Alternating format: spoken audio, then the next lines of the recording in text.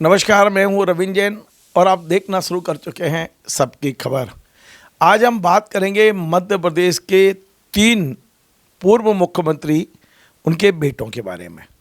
दरअसल इन पूर्व मुख्यमंत्रियों ने अपने जीवन काल में अपने बेटे राजनीति में तो उतार दिए, लेकिन वे कितने सफल रहे हैं, कितने असफल रहे हैं, आज हम उसकी समीक्षा करने जा रहे हैं। और ये समीक्षा इसलिए कर रहे हैं कि पिछले 48 घंटे से मध्य प्रदेश के 2 पूर्व मुख्यमंत्री के बेटे चर्चा का विषय बने हुए हैं। पहले हैं संत नेता पूर्व मुख्यमंत्री कैलाश जोशी जी के बेटे दीपक जोशी, जो अपनी चौथी पत्नी के कारण चर्चा में हैं। चौथी पत्नी के साथ फिलहाल वे दर्शन करने के लिए शायद उज्जैन या महाकाल की ओर निकले हैं, लेकिन उनकी चौथी पत्नी ने और उन्होंने बाकायदा डीजीपी को और थाने में शिकायत की है कि दूसरी और तीसरी पत्नी परेशान कर रही हैं। अब सोचिए, एक और पूर्व मुख्यमंत्री हैं वीरेंद्र सकलेचा जी, उनके बेटे हैं ओम प्रकाश सकलेचा, जावत से विधायक हैं, 5वीं बार के विधायक हैं, मंत्री रहे हैं। लेकिन आज का यदि दैनिक भास्कर उठाएंगे तो पहले पेज पर छाए हुए हैं। कोई उपलब्धि के लिए नहीं छाए हुए हैं, बल्कि इस बात के लिए छाए हुए हैं कि वे अकर्मण्यता के लिए छाए हुए हैं। उन्होंने अपने क्षेत्र में कहने के बाद भी एक सड़क नहीं बनाई और लोगों ने उन्हें चोर चोर कहकर संबोधित किया। ये मैं नहीं कह रहा हूँ, वीडियो वायरल हो रहे हैं और खुद भास्कर में आज पहले पेज पे खबर छपी है। ये बात दूसरी है कि उनके जो बेटे हैं ओम प्रकाश सकलेचा, उन्होंने कोई टिप्पणी नहीं की है। हम तीसरे जो पूर्व मुख्यमंत्री रहे हैं उनके बेटे की भी आज चर्चा करेंगे। हालांकि फिलहाल वो मीडिया से गायब हैं, लेकिन चर्चा में इसलिए हैं। पूर्व मुख्यमंत्री हमारे सुंदरलाल पटवा के दत्तक पुत्र, उनके पुत्र हैं सुरेंद्र पटवा, और वो भोजपुर से विधायक हैं। और वो इसलिए लगातार चर्चा में हैं कि वे लंबे घाटे में हैं। तमाम बैंक वाले उनके खिलाफ नोटिस जारी कर रहे हैं। अब मैं बात करूंगा मध्य प्रदेश के वरिष्ठ पत्रकार रिजवान अहमद सिद्दीकी साहब से, लेकिन उसके पहले मैं आपको 2 वीडियो दिखाना चाहता हूं। पहला वीडियो जिसमें ओम प्रकाश सकलेचा के खिलाफ उनके ही विधानसभा क्षेत्र में चोर चोर के नारे लगे और उन्हें अपनी गाड़ी में बैठ के भागना पड़ा। ये वीडियो देखिए आप। चोर विधायक चोर, चोर साला चोर, चोर चोर साला चोर, बिल्कुल वोट मांगने टाइम आ जाता है, काम की टाइम बोलो बकता है। चोर साला, ये 5 साल हो गए इसको, रास्ता नहीं बना पा रहा, गाड़ी में बैठ के भग जाता है हर बार इसी बना के। रास्ता में नहीं चलो इसको, रास्ते में नहीं चलो इसको, रास्ते में निकल, इस रास्ते में हर बार वोट मांगने टाइम आ जाता है।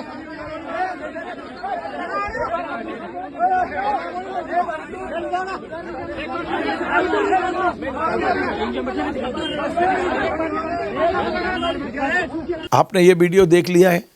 अब ये पूर्व मुख्यमंत्री के बेटे हैं और गाड़ी में बैठ के भागना पड़ रहा है इनको। मुझे लगता है कि इस घटना से सबक लेंगे और गांव में सड़क जरूर बनाएंगे। अब मैं आपको लेके चलता हूँ कैलाश जोशी जी के बेटे की तीसरी पत्नी शिखा मिश्रा जोशी की। आज उन्होंने एक वीडियो जारी कर दिया है 3 मिनट का, और उन्होंने बड़ा कहा है कि हम दीपक जोशी को लेकर बड़े चिंतित हैं। मैं दीपक जोशी की विवाहिता हूँ, एक और विवाहिता है, उसके पहले एक और, मतलब 3 पत्नी और चौथी जो अभी पल्लवी सक्सेना हैं जिनके साथ में रह रहे हैं। तो उन्होंने जो कुछ कहा है वो भी सुन लीजिए। ये है शिखा जोशी। मैं मिसेस शिखा जोशी। मुझे बाइट इसलिए देना पड़ रहा है कि दीपक जोशी का कुछ जो ये मैसेज चल रहे हैं, जो न्यूज़ चल रहा है कि नम्रता जोशी के लिए, शिखा जोशी के लिए जाकर के वो साइबर में कंप्लेन किया है, थाने में कंप्लेन किया है, डीजीपी ऑफिस गया है। एनीवे, दीपक जोशी के लिए तो मैंने ऑलरेडी 26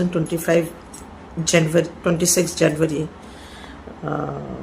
को मैंने उनके लिए ऑलरेडी मैंने कमिश्नर ऑफिस एंड भोपाल थाने में मैंने ऑलरेडी इनकी कंप्लेन करके रखी थी और मैंने इनको नोटिस ऑलरेडी भेजा हुआ था दीपक जोशी को। ऑलरेडी, और मेरा अभी चल रहा है प्राइवेट कंपनी के लिए मैं दिया है। दीपक जोशी ने तो सबसे बड़ा गलत काम वही कदम उठाया है, एक हिंदू धर्म को इन्होंने तार तार करके रखा है, ब्राह्मण समाज को इन्होंने कलंक करके रखा है। दीपक जोशी एक नहीं, दो नहीं, तीन नहीं, 4 शादी मैंने इन्होंने महिला का एक यूज का पात्र बना रखा है। And I will not stop, मैं इस चीज के लिए तो खामोश नहीं बैठूंगी। दीपक जोशी उस दिन 2016 में जब मुझसे शादी करी थी, उसके बाद दीपक जोशी ने नम्रता जोशी से शादी कर ली, नम्रता जोशी से लीगल शादी करी है। उसके बाद नम्रता जोशी को विदाउट डिवोर्स दे करके उसने कौन सो कॉल्ड पल्लवी, उससे शादी करी है। तो पल्लवी से 4 महीने मुलाकात में, 4 महीने पे उस लेडी से मुलाकात में उससे 4 महीने में शादी भी हो गई उस दीपक जोशी की। ऐसा क्या था जो 4 महीने से उनसे मुलाकात में शादी हो गई है?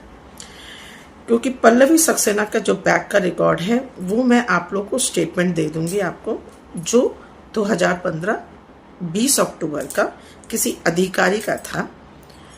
उसमें भी इसका कंप्लेन चल रहा था, एक और कंप्लेन चल रहा था जो उसके हमने सारे वहां पर प्रेजेंट किए हुए, वो सारे हमने रिकॉर्ड निकाल लिया इनका। ये इन लोग ने सोचा था कि हम रिकॉर्ड नहीं निकाल पाएंगे, लेकिन हमारी टीम आ गई थी दिल्ली से आकर टीम आकर के उन्होंने निकाल लिया साइबर से। और दैनिक भास्कर का न्यूज चल रहा था, वो 1 महीने तक न्यूज कंटिन्यूशन में चल रहा था। उसके बाद दीपक जोशी जी ये बोल रहे हैं कि बंद कमरे में शादी कभी शादी होती है। जनाब, आपने शादी करी है, आपने हिंदू धर्म के हिसाब से अपनी शादी करी है, आपने खेल नहीं किया है। आपने जो आप ढिंडोरा फीट रहे, ये कुछ ढिंडोरा जो फीट रहे हैं, ये सिर्फ दीपक जोशी अपने आप को जग हंसाई कर रहे हैं। मैंने आपको शिखा जोशी को भी सुनवा दिया है और मैंने बताया कि सुरेंद्र पटवा लगातार चर्चा में इसलिए हैं कि अखबारों में विज्ञप्ति छपती है, कुर्की के आदेश छपते हैं, कई बार कोर्ट उनको गिरफ्तारी वारंट जारी करता है कि आपका चेक बाउंस है। हम बात करते हैं भारतीय जनता पार्टी के तीनों। हालांकि एक बात बता दूं, भारतीय जनता पार्टी के ही बाबूलाल गौर का परिवार भी राजनीति में है। उनकी पुत्र वधू इस समय मध्य प्रदेश में मंत्री है, पर उन्हें लेके कोई कंट्रोवर्सी नहीं है। राजनीतिक आरोप प्रत्यारोप लगते हैं, लेकिन ऐसी कोई कंट्रोवर्सी नहीं है जो हम खबर में ले सकें। एक और हैं दिग्विजय सिंह जी के बेटे, कांग्रेस में हैं जयवर्धन सिंह, उनको लेके भी ऐसी कंट्रोवर्सी नहीं है जो हम खबर बनाने जा रहे हैं। पर ये 3 पूर्व मुख्यमंत्रियों को बेटे के लेकर लगातार राजनीति में चर्चा होती है। हालांकि हम ओम प्रकाश सखलेचा को ये मान के चल रहे थे कि अति लोकप्रिय हैं, 5वीं बार के विधायक हैं, लेकिन कल के वीडियो ने उनकी छवि को बहुत बड़ा डेंट मारा है। रिजवान जी से समझते हैं कि ये सारी चीज़ें किस तरह से देखी जाए। रिजवान भाई, आपका बहुत बहुत स्वागत है। सबसे पहले मैं बात करूंगा दीपक जोशी की 4थी शादी, और जिस तरह से अभी वो चल रहा था कि उनके दांत नहीं हैं, वो मूंगफली है, और आपने पढ़ी होंगी सारी खबरें। और अभी जब मैंने फ़ोन लगाया तो अपनी 4थी पत्नी के साथ कहीं घूमने निकले हुए हैं, कहीं यात्रा पर गए, धार्मिक यात्रा पर। धन्यवाद रविंद्र भाई। दीपक जी हम लोगों के मित्र भी हैं, और दीपक जोशी इस उम्र में आकर ऐसा करेंगे इसकी कल्पना नहीं थी। और तो लगातार कर रहे हैं, 3 बार कर चुके, वो तो आपको पता नहीं चल पाया। आप कल्पना इसलिए नहीं कर रहे कि आपको पता नहीं था। जी, आप कतरी ओढ़ के गुड़ खा रहे थे तो वो नहीं मालूम था उस टाइम। लेकिन अभी जो कुछ भी कर रहे हैं, दीपक जी ने जो कुछ भी किया, उनके पिता का जो नाम था, हम पत्रकार होने के नाते भी उनका जो साफ गोई थी, साफ अंदाज में बोलते थे, कलफ नहीं टूटती थी, कड़क व्यक्ति थे। कद तकरीबन यही था जो दीपक जी का है, लेकिन वो कितने बड़े किरदार के व्यक्ति थे आदरणीय कैलाश जोशी जी। उन्हें तो आज भी संत के रूप में कहा। उनको उसी तरह से है। दीपक जी उन्हें कांग्रेस में ले गए थे, उनकी तस्वीर लेके चले गए थे, पूरी विरासत कांग्रेस में लेके चले गए थे। और फिर दीपक जी की सियासत में जो हश्र हुआ, उससे ज़्यादा दुर्गति वो अपने पारिवारिक इन मसलों में कर रहे हैं। पिता की विरासत उन्हें मिली, लेकिन पुत्र के साथ क्या होगा इसकी चिंता सबको होती है। उनका पुत्र भी असहज है इन सब तरह की चीज़ों में। जिस तरह से ये अभी दीपक जी की जो तीसरी पत्नी है वो कहती हैं, अब दीपक जी जाने वो कौन किसका क्या है, ये तो जांच का विषय है। लेकिन जो हम कथित भी कह दें तो जो तीसरी पत्नी है उनकी, उन्होंने बहुत गंभीर आरोप लगाए। उन्होंने बाकायदा शिकायतों का भी जिक्र किया है और बहुत तरह की चीज़ें की हैं। दीपक जी के कैरेक्टर से लेकर उनकी क्षमता तक सब तरह के सवाल उठ रहे हैं। तो ये भारतीय जनता पार्टी है, पार्टी विद डिफरेंस है। यहाँ उत्तराधिकार का कोई जिक्र नहीं होता, लेकिन उस लेगेसी का इन्हें सबको फ़ायदा मिला है। आप जिन लोगों के भी नाम लिए हैं आपने, लेकिन बहुत शर्मनाक है जो भी परिस्थितियाँ हैं रवीन भाई। मैं दूसरे सपूत की तरफ बढ़ूँ, सपूत कहूँ, पूत कहूँ, जो आप कहें, खैर मैं बढ़ूँ उसके पहले मैं केवल एक सवाल और पूछ रहा हूँ। आपको लगता है कि दीपक जोशी ने अपने हाथ से अपना करियर चौपट कर लिया? बिल्कुल। दीपक जोशी कोई राजनीतिक करियर दिख रहा है? मुझे चूँकि अब वो कांग्रेस में भी नहीं रहे, अब वो भारतीय जनता पार्टी की तरफ बढ़ गए हैं। भारतीय जनता पार्टी में ज्वाइनिंग करने के लिए उन्होंने बड़ी कवायदें की थी। उस समय रास्ते से बढ़ रहे थे, उन्हें रोक दिया गया था। ये खबर भी आपने बनाई थी उस वक्त। तो अब उनका कोई भविष्य तो दिखता नहीं है, लेकिन अपने साथ साथ वो अपने पुत्र का भविष्य भी खराब कर रहे हैं इस सब तरह की चीज़ों में। पुत्र का तो मैं इसलिए नहीं मानूंगा, मैं क्षमा चाहता हूँ, वो एक अलग तरह का है। उसमें अपने दादाजी की जीन्स है और वो उससे जब वो कांग्रेस ज्वाइन करे तब भी बोलते हैं कि मैं पापा के साथ नहीं जाऊंगा, और वो अपनी लाइन खींच रहे हैं। और मैंने सुना है, मैं मिला कभी नहीं हूँ, पर उनके बारे में मैंने जो कुछ सुना है पॉजिटिव ही पॉजिटिव सुना है। वही है, लेकिन एक लेगेसी होती है ना, उसका बेनिफिट भी मिलता है। उस बेनिफिट के लिए दुखी जरूर होगा अपने पापा की इन हरकतों से। उस बेनिफिट के का उसको मतलब संघर्ष करना पड़ेगा नए सिरे से, अपनी सारी जमावट खुद करनी पड़ेगी। तो दीपक जी ने जो कुछ भी किया है वो अपने सारी पुण्याई जो है उसको उन्होंने सब कुछ गोड़ दिया है, जिसको कहते हैं। चलिए मैं आपको ले चलता हूँ। एक बात कह रहे थे ना, हम इन्हें सपूत कहें ना कपूत कहें, इतनी मर्यादा रख लेते हैं, पूत मान के चलते हैं हम लोग। तो पुत्र तो हम ऐसे ही कह रहे हैं, पुत्र तो है भी हैं। खैर अब मैं आपको ले चलता हूँ थोड़ा वीरेंद्र कुमार सकलेचा के जो बेटे हैं ओम प्रकाश सकलेचा। मेरे दिल और दिमाग में उनकी छवि एक लोकप्रिय नेता की रही है और आज भी है। लेकिन कल के जो मैंने वीडियो देखे हैं उसने मुझे बड़ा वो किया कि आखिर एक गांव में उनके खिलाफ चोर चोर के नारे लग रहे हैं और वो भगते हुए नज़र आ रहे हैं। ये क्या लोकप्रियता की कमी है या कुछ विरोधी इस तरह की हरकतें कर रहे हैं, और ये इसका आप किस रूप में देखेंगे आप? रविंद्र भाई, अगर हम इनकी बात करें सकलेचा जी की, तो ये इनके पिता भारतीय जनता पार्टी के पहले मुख्यमंत्री थे। मतलब भारतीय जनता पार्टी की अगर शासन की शुरुआत है, भले जनता पार्टी थी उस दौर में, लेकिन पहले मुख्यमंत्री यही थे। इनको भी लेगेसी का लाभ मिला। ओम प्रकाश सकलेचा जो हैं, ओम प्रकाश सकलेचा को मैं बहुत लोकप्रिय नेता नहीं मानता, लेकिन जिताऊ विधायक चेहरा ज़रूर मानता हूँ। इसलिए कि उनको पिता का, भारतीय जनता पार्टी के वहाँ काम का, वो जो एरिया, जिस एरिया से वो जीत कर आते हैं, वो भारतीय जनता पार्टी का गढ़ है। लेकिन उनको जितना मैं उनको जानता हूँ या जितनी बार मैं उनसे मिला भी हूँ, कई बार वो बड़े अनमने से, बड़े अलग तरह का वो, और कई बार बहुत कम बोलना या कई बार बहुत ज़्यादा बोलना, इस तरह की कई चीज़ें हैं। और जिस तरह का व्यवहार जनता ने उनके साथ किया है, किसी भी विधायक के साथ इस तरह का व्यवहार कभी नहीं होना चाहिए। इसके लिए जनता भी जिम्मेदार होती है और विधायक भी जिम्मेदार होता है, और किसी को भी इस हद तक आपा नहीं खोना चाहिए और हम इस तरह की चीज़ों की हमको निंदा ही करनी चाहिए। लेकिन ऐसा जो कुछ भी होता है वो आपके कामों से ही होता है, आपके कर्मों से ही होता है। आप वादा करते हैं, बड़ी बड़ी बातें करते हैं और फिर जनता के काम नहीं करते। तो जब काम नहीं करते तो मैदान में इस तरह से अपमान झेलना पड़ता है। और उनके पिता जो सतना तक जाकर चुनाव जिन्होंने लड़ा और अच्छे वोट हासिल किए, वो उन्हें अपने ही क्षेत्र में इस तरह से देखना पड़ रहा है और अपयश हो रहा है उनका बहुत ज़बरदस्त। तो कितना बड़ा डेंट लगा है कल की घटना से? ये बड़ा डेंट है, उनके कद को बड़ा डेंट है। मध्य प्रदेश में विस्तार की चर्चा हो रही है और चर्चा में कई लोग कंसीडर होते हैं, तो इस तरह की चीज़ों में संभावनाएं समाप्त होने लगती हैं। 5 बार का जीता हुआ व्यक्ति टिकट पे तो कोई दिक्कत नहीं आएगी। मैंने आपको कहा अरविंद भाई कि सकलेचा जी बहुत लोकप्रिय हैं, बहुत मॉस लीडर हैं, ऐसा नहीं है। सकलेचा जी जिताऊ कैंडिडेट हैं और अब बीजेपी को जिताऊ ही चाहिए, लोकप्रियता नहीं चाहिए। जिताऊ और टिकाऊ दोनों है ना, इसलिए कि ये लोग थोड़ी कहीं छोड़ छाड़ के भाग जाएंगे। तो ये पुराने पीढ़ियों से चले आ रहे हैं, इनकी पूरी लेगेसी है। तो वो जाहिर है कि मुझे नहीं लगता कि इनकी बहुत टिकट कट जाएगी। और बीजेपी में तो ऐसे लेकिन जो कैबिनेट में आने की संभावना है उस पर जरूर असर पड़ेगा, छीण होती है। और रविंद्र भाई, आप 5 लोगों का जिक्र कर रहे थे, इसमें एक कांग्रेस के हैं। इत्तेफाक देखिए, एक मंत्री हैं और ये 4 मंत्री रह चुके हैं, पूर्व मंत्री हैं। तो आप देखिए परिवार को किस किस तरह के लाभ मिलते हैं परिवार में होने के। 5 ही मंत्री रह चुके हैं, जयवर्धन भी रहे, एक वर्तमान में मंत्री हैं और 4 पूर्व मंत्री हैं, चारों।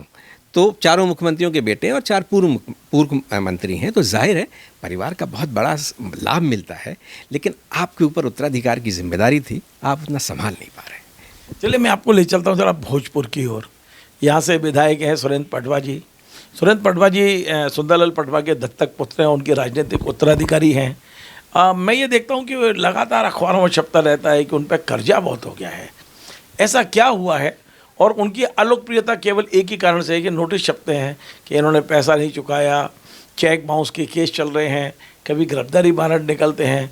इतनी बड़ी भारतीय जनता पार्टी, जिस पार्टी को पटवा जी ने खड़ा किया, अपने एक पूर्व मुख्यमंत्री के बेटे का कर्जा नहीं उतार पा रही। बिल्कुल रविंद्र भाई, ये बात मुझे कई बार असहज करती है। दत्तक पुत्र भी कहना अब गैर ज़रूरी बात है, इसलिए किसी को किसी ने गोद ले लिया तो उसका पुत्र हो गया, वो उनके पुत्र हैं, उत्तराधिकारी भी हैं।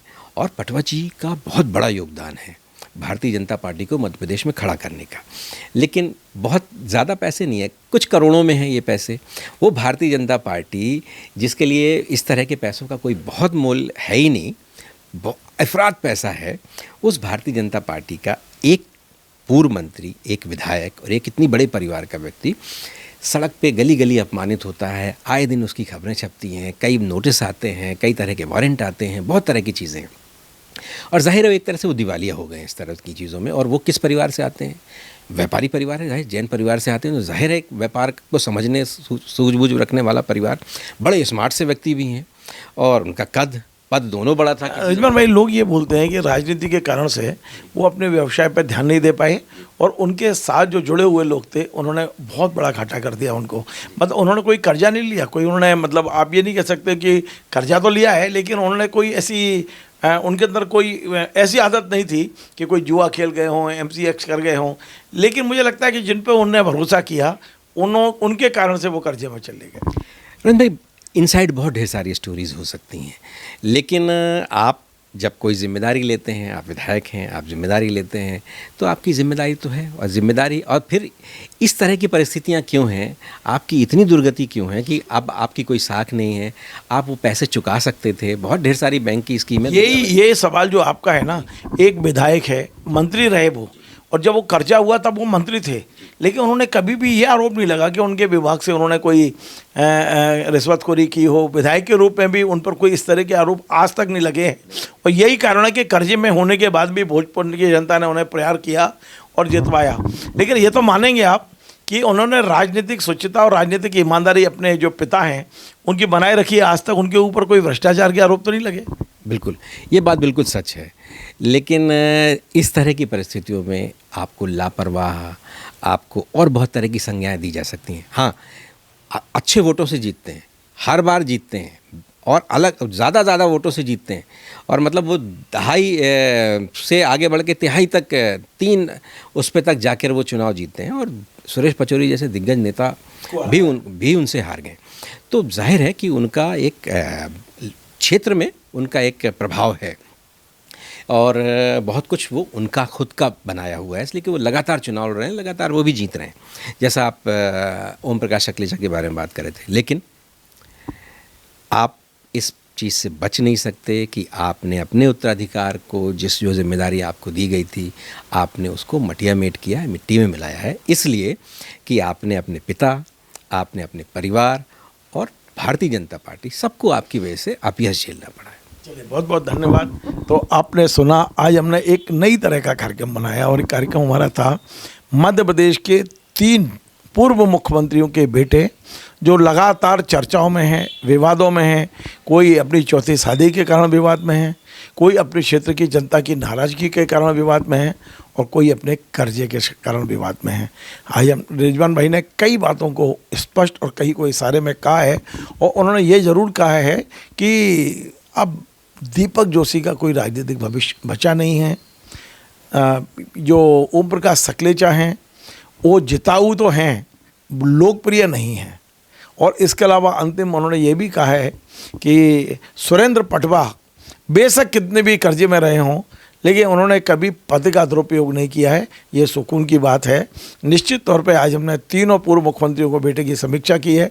हालांकि 2 और हैं, उनकी चूँकि चर्चा में नहीं थे इसलिए मैंने उनमें शामिल नहीं किया है।